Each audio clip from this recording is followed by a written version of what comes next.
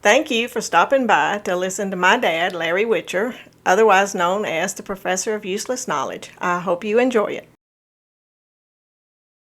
WMOQ Newsroom, I'm Joel D. And now, here to tell you everything about anything is Mr. Know-It-All. Let's bring the professor on in here. Come on in, Larry. Julio, I am in here, and Cletus done set me on fire. Why? What's that? Well, I know how to milk a cow. Did you ever hand milk a cow, Julio? Yeah, when I was a little boy, yeah. And then they got me up here at Boss Brothers here a few years ago and had me down there milking a goat.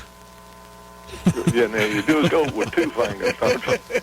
Yeah, I think so. They were trying to, Miss Walker was trying to show me how to do that goat thing. But my grandmother milked the cow, and I always told her every day, let me do it. And she said, no, let me do it because we got to get through. But I always wanted to do that. And I don't know, it was, as a small child, you have different things you want to do in life. And as a real small child, I wanted to be able to milk the cow like my grandmama. Well, as you grow older, Julio, and you get to where you can do it, then you don't want to do it. Yeah, it turned into a real job. Yeah, it turned into a job. There was two things I wanted to do as like a 3 or 4 year old child was be able to milk the cow as good as my grandmama and drive a road scrape as good as that guy did down the dirt road behind my grandmama's house. You know, that's a dying art right there, the road scrape. Most folks don't even know what a road scrape is. Yeah, we come through there once a year and pull the ditches.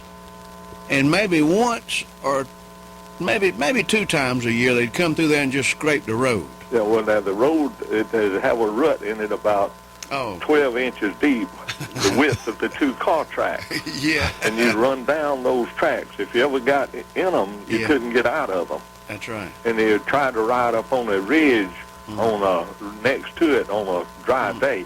But now on a wet day, when you slid down in them, it kept you from sliding in the ditch sometime, but you'd get stuck in the middle of the road. And people, I know there's some people listening to me and you right now who are saying, why in the world, didn't they stay on the gravel? Well, guess what? There wasn't no gravel. The counties were so poor they didn't have enough money to gravel the roads. There was no gravel. Yeah. They would every once in a while they'd put a little gravel down in the lowest part, what kept getting folks stuck. But they'd come out and scrape that road, and the first good rain, Julio. Yeah. If it rained quick before there was much traffic on it, it washed all of the dirt back out of the rut that we had, and we just as bad off as we was. Yeah, but they pull them ditches, and now let's say they come through there and pull the ditches, say this time of year, and then we get a big washing rain, a big rain or something, and them ditches would fill up with water.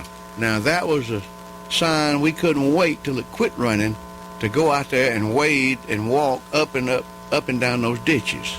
And your mama said, now don't you get it on your britches now. Yeah, don't do Roll that. up your britches leg before you get in that ditch. Yeah, done that. And probably the saddest day that we had was years later when they decided to clean off the road banks on that dirt road, on the Chicks Bridge Road. Cut down the plum trees.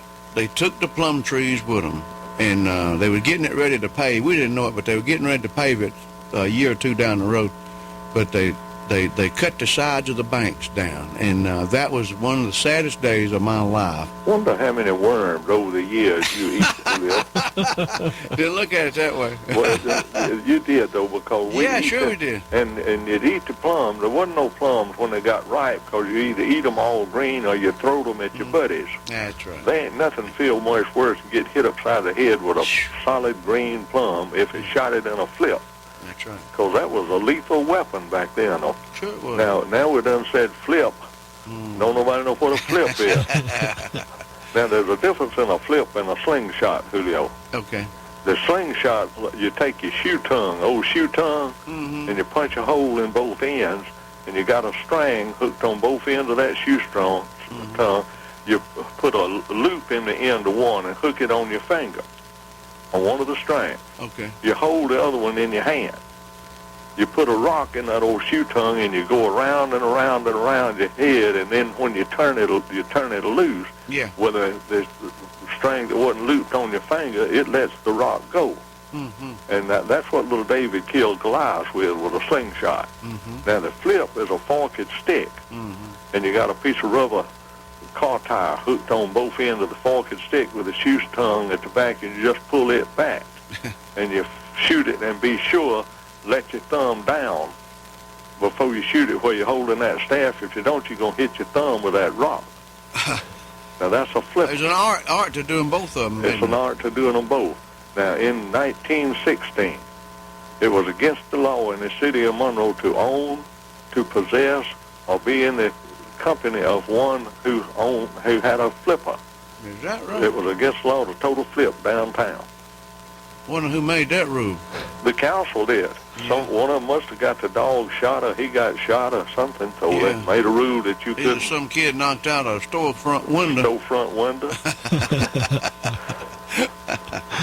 But all of this started off milking a cow, Julio. Now we done left the cow and gone to shooting out storefront windows. How do you milk a cow? Yeah. Well, you get out early in the morning, you get you some warm water, and you put it in the bucket, and you walk out to the barn. Yeah, I forgot about that. We always had a milking stool that we sat down on. And you take that bucket, put it, and you wash off the udder and all 4 nipples, if they got 4 of them. Yeah. And you wash off all 4 of them nipples. Then you sit down on that bucket, on that stool, and put the bucket between your knees, Julio. Don't set it on the ground. Yeah. Because if that cow kicks, you're going to have to throw that bucket quick to get it out from under the cow to keep her from stepping in it or keep her from kicking it over. And the cat always follows you to the barn. And the cat will sit on his tail straight up in the air, and you can squirt milk all over his face, and he'll sit there and lick it. But then after you get it washed, you go on back to the house and strain the milk. You got some warm milk there, and I don't really like it that fresh. Yeah. As a kid, I drunk it out of the bucket, pour up some in a glass, and it would be yellow. Yeah. Yellow milk, and it would be hot. And drink a little bit of milk like that. And there have been some parents who would squirt the milk in a youngin's mouth and see if he could do it like the cat. said, hold up there, and they'd squirt.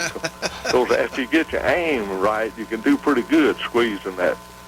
But if you don't get your aim right, you squirt it all over. Yeah. Okay, then. Thank you, Mr. Know-it-all. Well, I think I'm going to go milk me a cow. Go milk a cow, Larry. Got to say hello to 2 listeners. Okay. Mike and Casey Gobert, lives at Good Hope. Okay. Folks said hello to them yesterday, and I couldn't find my card that had the name wrote on, so we're going to declare this Mike and Casey Gobert Day. Go Bear. Okay. All right. Well, we appreciate them listening to us. Do. And better late than never. We'll get them on there. We got one them way on or there. another. Yeah. Okay. All right. Thank you, Larry. We all come tomorrow. We'll see you tomorrow. Okay. All right. There you go. Talking about milking a cow this morning. For some reason, I don't know why. I got off on that. But anyway, it's National. Okay, then. Thank you, Mr. Know-it-all.